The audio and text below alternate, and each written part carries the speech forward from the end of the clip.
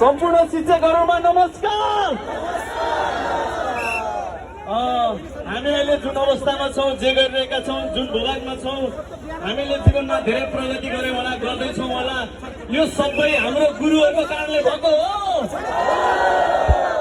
त्यसकारणले गर्दा तपाईहरुको आन्दोलन मैले आज 17औं दिन हो, 16औं दिनदेखि हेरिरहेको थिएँ र हाम्रो चाहिँ अहिले चाहिँ टिभीमा चाहिँ दुईवटा प्रोग्राम आउँछ, जुठे र हल्का रमाइलो, र यसमा चाहिँ हामीले चाहिँ एउटा स्टोरी बनाएर हल्का रमाइलोको कथामा चाहिँ शिक्षकहरुको आन्दोलनलाई चाहिँ सरकारले यथाशीघ्र छिटोभन्दा छिटो यसलाई चाहिँ बाटोमा बोलाएर यसको चाहिँ माग पूरा गर्नुपर्छ भन्ने उद्देश्यका साथ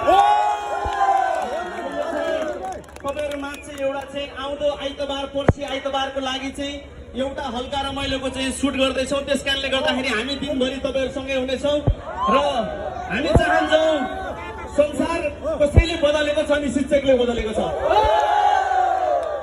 त्यसकारणले गर्दाखेरि शिक्षकहरु यतिका दिनदेखि तपाईहरु एउटा यो भुइँमा बसेर घाम खाएर तपाईहरु आन्दोलन गरिरहनु भएको छ। सरकारले यो चिजलाई अत्यन्तै छिटो भन्दा छिटो बाटोमा बोलाएर टुङ्ग्याओस् भन्ने मेरो आग्रह छ र आउँदो आइतबारको हल्का रमाइलोमा यो कथा आउनेछ। सबैजनालाई धन्यवाद। काकादेखि आउनु भएको छ, दुत पिर छ, हामी आउनेछौँ। धन्यवाद। धन्यवाद। हाम्रा ज्ञानी विद्यार्थी हेर सरकार, हाम्रो ज्ञानी विद्यार्थी